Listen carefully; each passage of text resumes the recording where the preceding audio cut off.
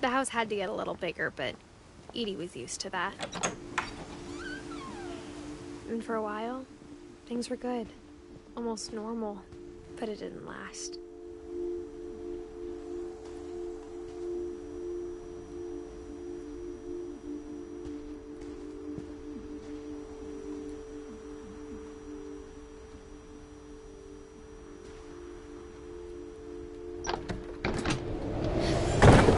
The beginning of the end was Milton's 10th birthday, when Edie gave him a castle.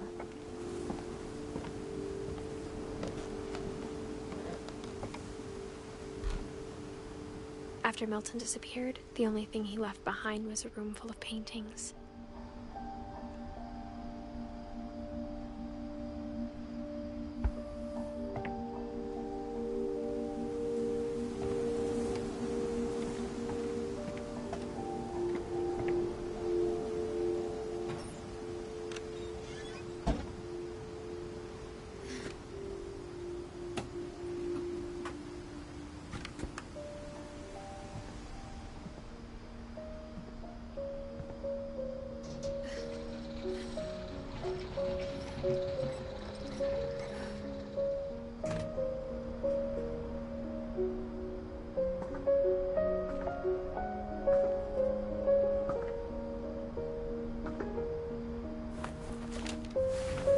Milton Finch in The Magic Paintbrush.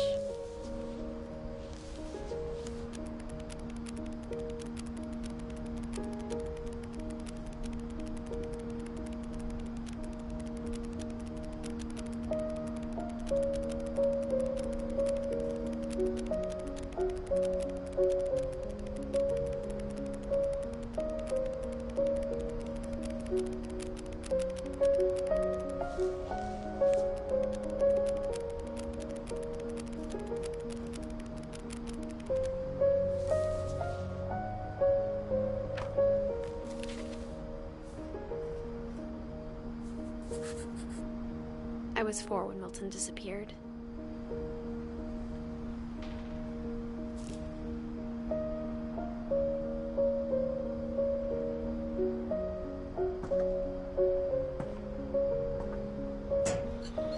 Mom spent months searching for my brother. Then she sealed the doors.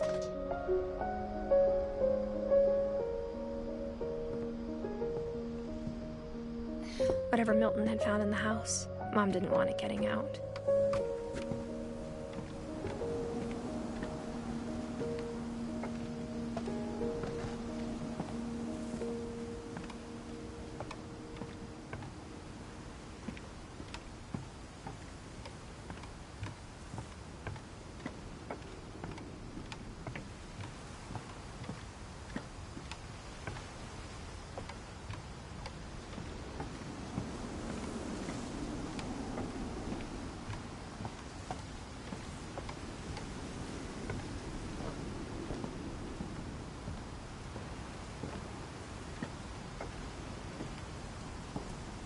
Mom definitely blamed Edie, but I think Louis blamed himself.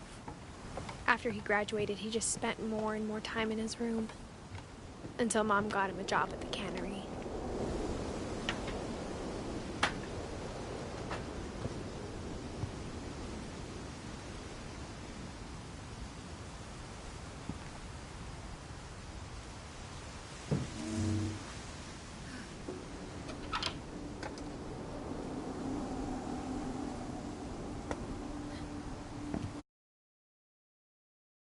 Louis's room smelled very, very familiar.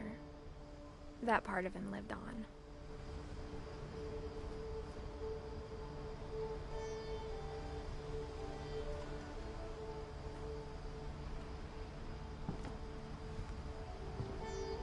Louis and I spent a lot of time playing games together, but he was surprisingly bad at them. He died a lot.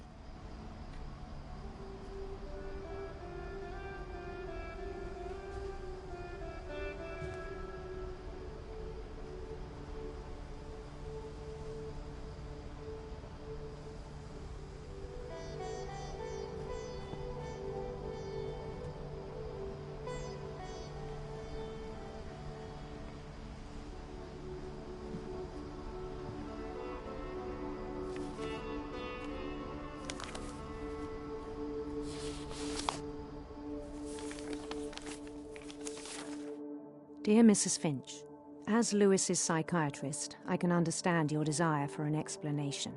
As I see it, the trouble began in January, shortly after we convinced your son to seek treatment for substance abuse. Newly sober, I believe Lewis first noticed the monotony of his daily life.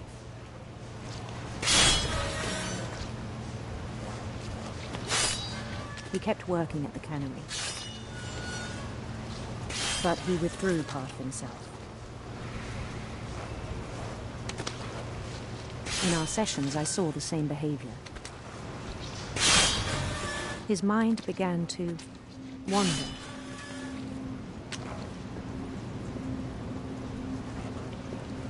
I asked him to describe it. He said he started small.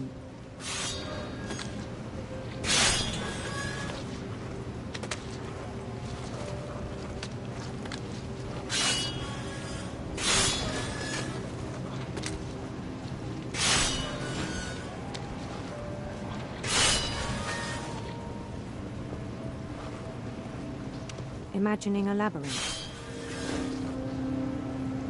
He'd feel his way about.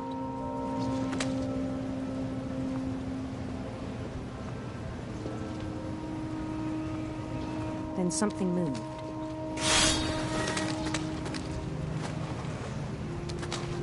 Bats. And toads.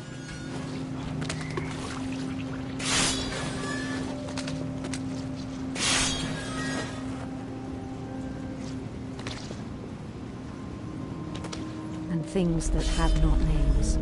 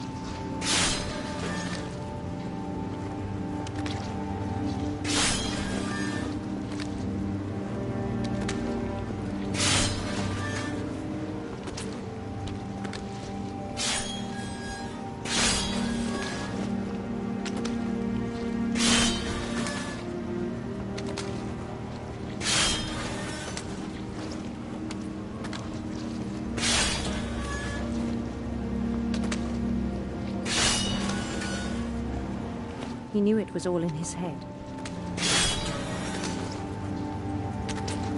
But he took it very seriously. I had hoped he'd find himself.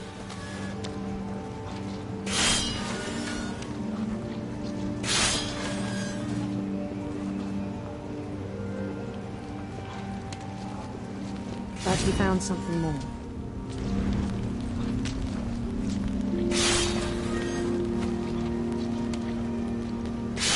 I worried about him then. Daydreaming at the cannery.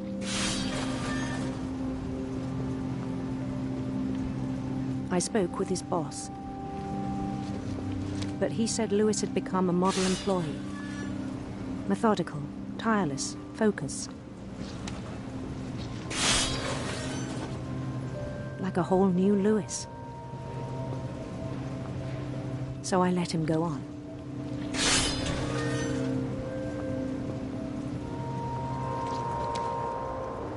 I even encouraged him. It seemed very promising at first.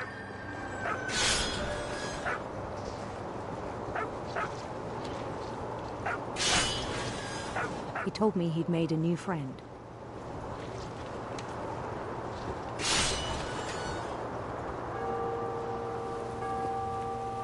On the edge of a city he named Lewis Hope. He built the city up slowly, brick by brick. Then he made musicians.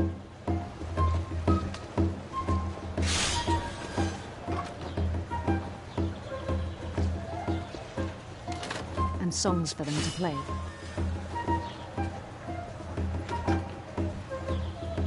talked about starting a band.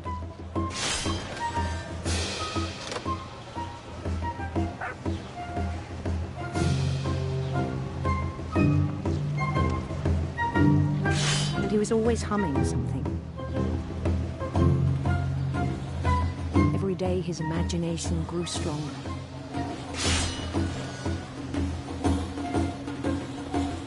He no longer spoke at the cannery. But his chopping was as reliable as ever. Then one day it struck him that all the cheering crowds, even the stones under his feet, were all in his imagination, so he could do whatever he wished.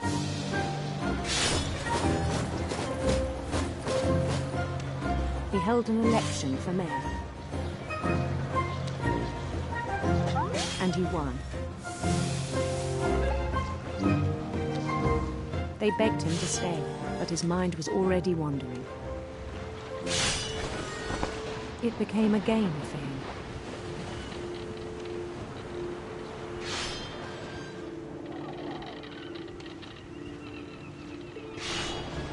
He'd conquer a city, then immediately push on. New Louisville.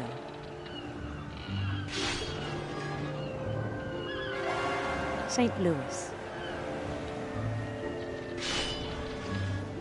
He started drifting away from our reality.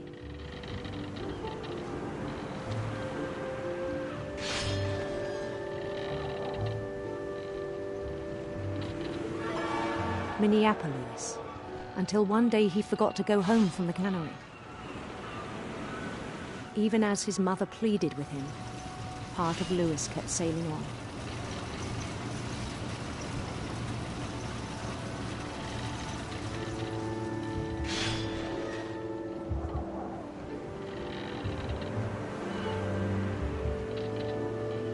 In Louisburg, he heard rumors of a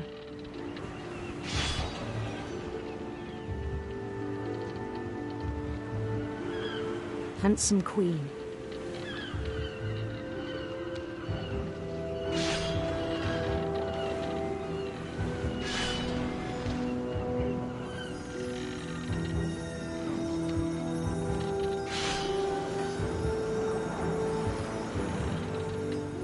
The queen was on her own quest for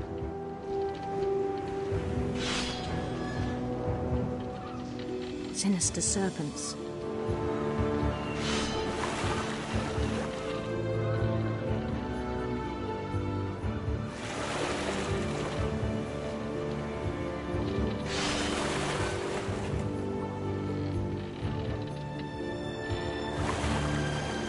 He followed the sound of her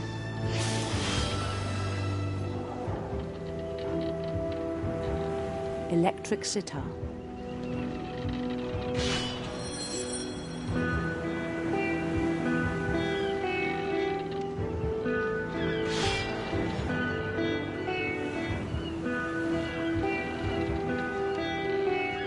His chase led him to a golden palace east of the sun and west of the moon.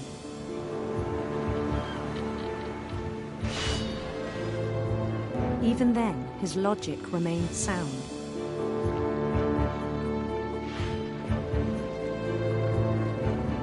He knew the world was all in his imagination.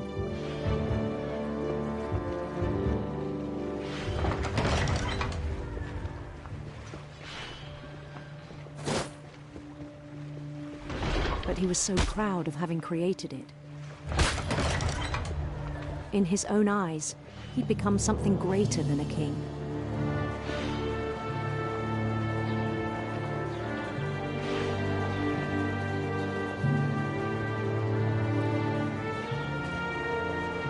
For someone who'd never known success in the real world, I think it was overwhelming. And then it struck him that the real Louis was not the one chopping salmon, but the one climbing the steps of a golden palace.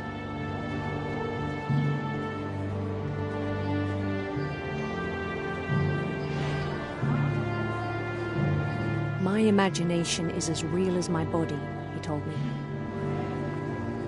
was hard to argue with him.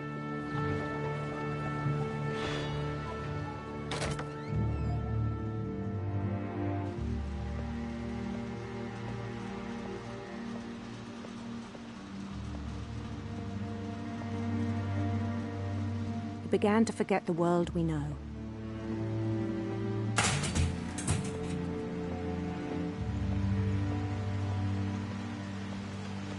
I think it pained him to remember Lewis, the cannery worker.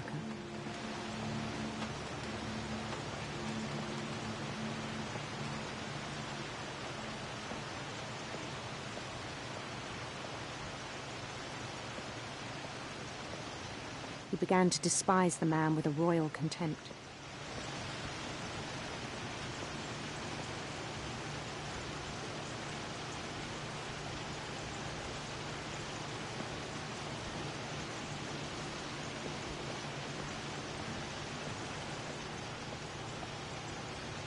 I still thought I could save him.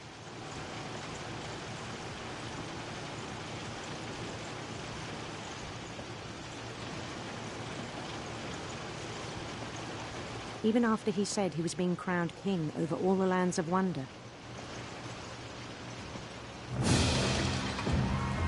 The palace would be packed with his companions.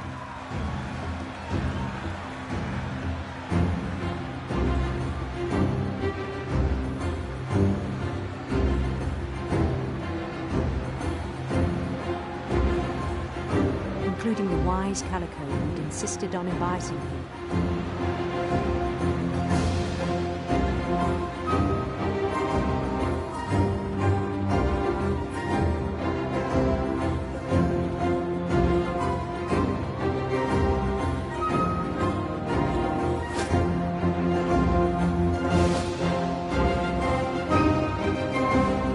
His queen waited, holding his crown.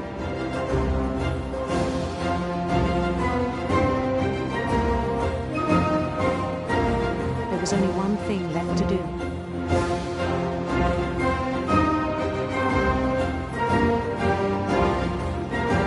Bend down his head.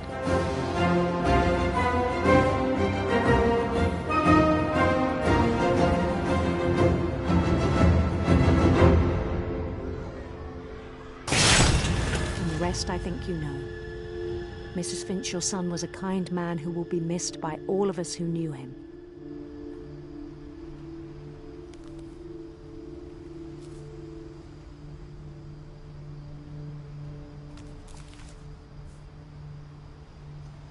My brother was really cool. I wish you could have met him.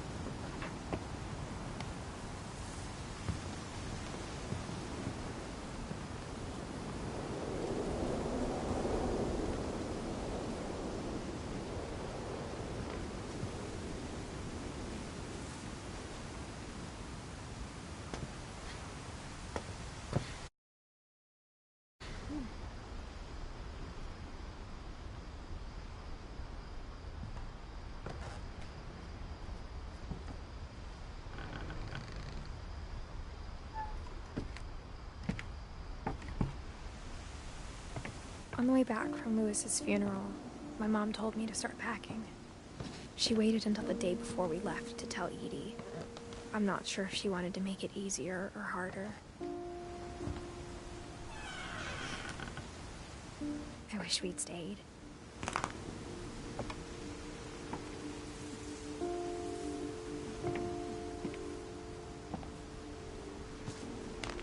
But I understand why we left.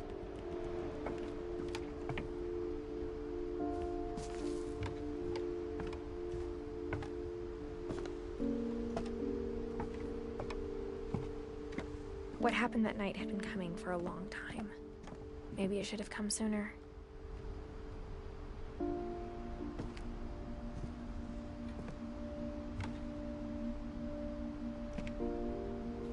But it had to end one way or another.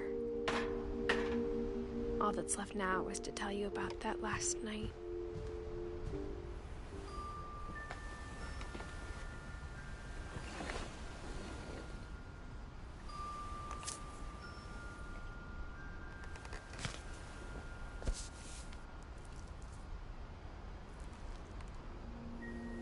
That whole last day, Edie just watched us pack and didn't say a word.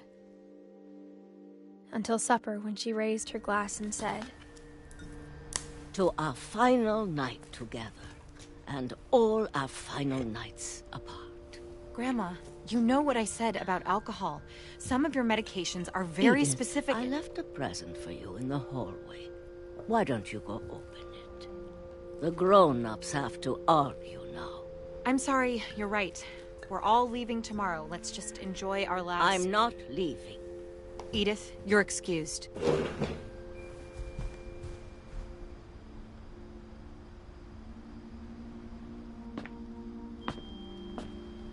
The power had been shut off that morning, but Edie always had plenty of candles. When my mom sealed the library, I don't think she knew about the other entrance, or that Edie had a key to it.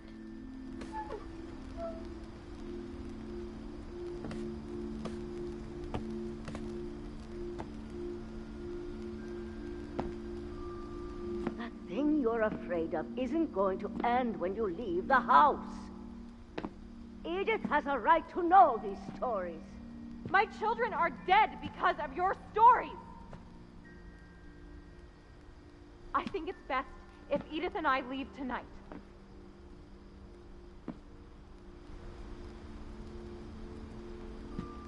We'll have the nursing home send a van for you in the morning, okay?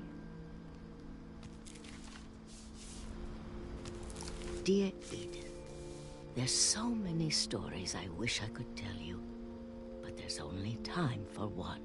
This is about what happened on the night you were born. That night, the tide went way, way out.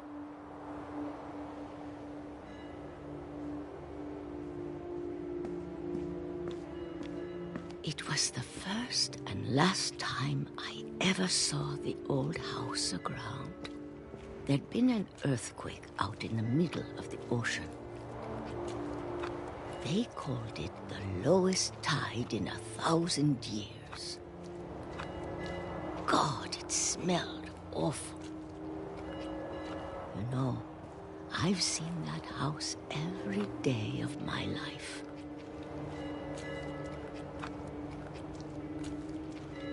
But I never thought I'd go back to it. When the fog rolled in, I lost my way.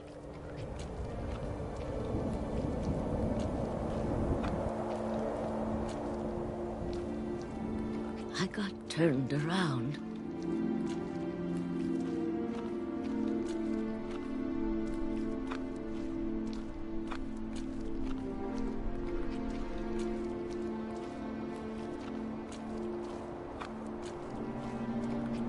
For a while, I wandered.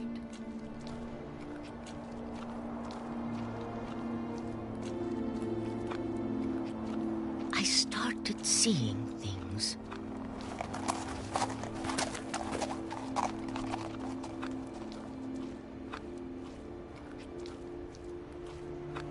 Things I'd forgotten had ever existed.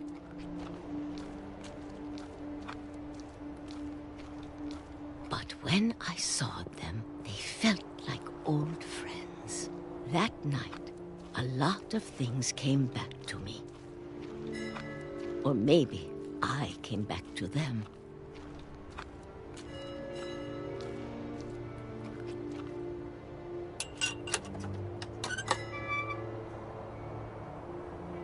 Things I can't explain, but that I need you to try and... Edith, what are you doing in here? It's mine. Edith! Mom, you're gonna rip it! Let go! I kicked and screamed, but Mom dragged me to the car. I never saw Great-Grandma Edie again. The next morning, the van came to pick her up, but she was already gone. After that, we moved around a lot.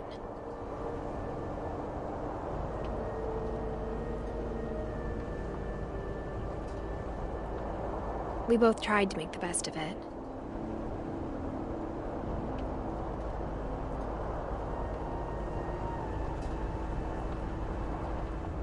A few years went by.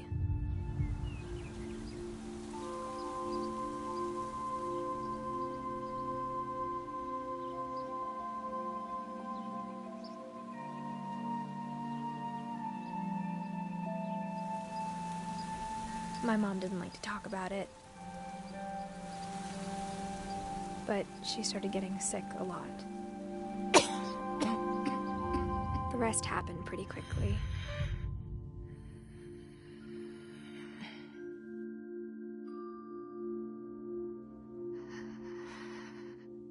She got better for a while, and then she didn't.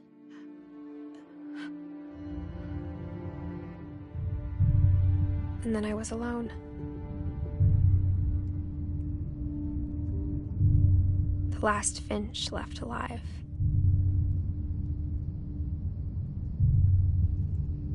Until I found out about you. I'm still not sure what to tell you about all this. If we lived forever, maybe we'd have time to understand things. But as it is, I think the best we can do is try to open our eyes.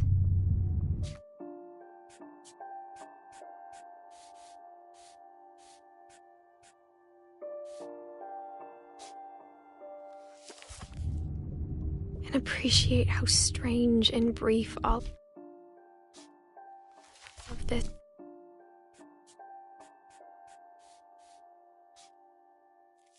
is.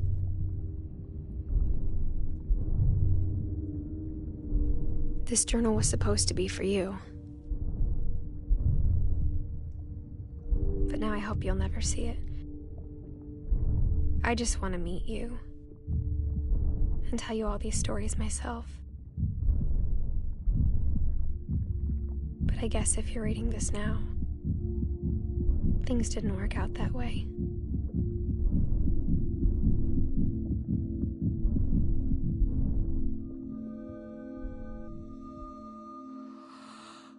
This is where your story begins. I'm sorry I won't be there to see it. It's a lot to ask, but I don't want you to be sad that I'm gone. I want you to be amazed that any of us ever had a chance to be here at all. Good luck.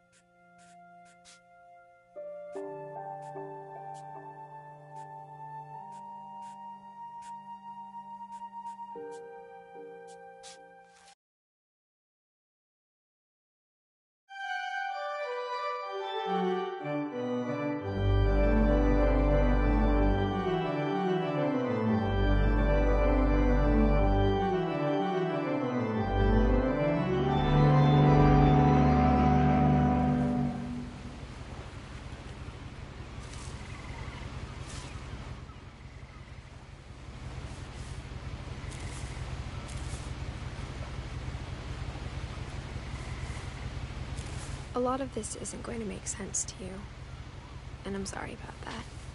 I'm just gonna start at the beginning, with the house.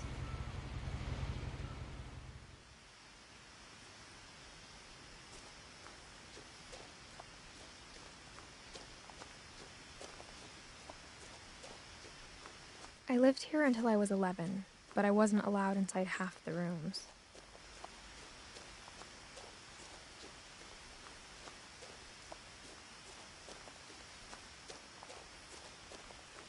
I hadn't been back since my brother Lewis's funeral.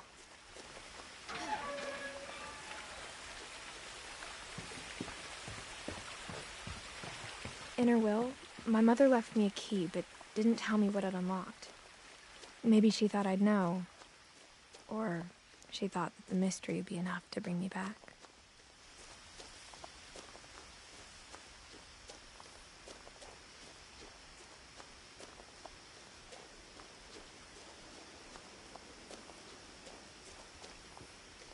The truth is, even after I inherited the house, I never thought I'd come back to it.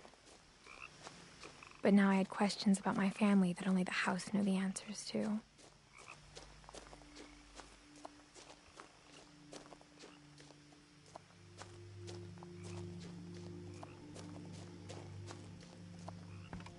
The woods around the house have always been uncomfortably silent, as if they're about to say something but never do.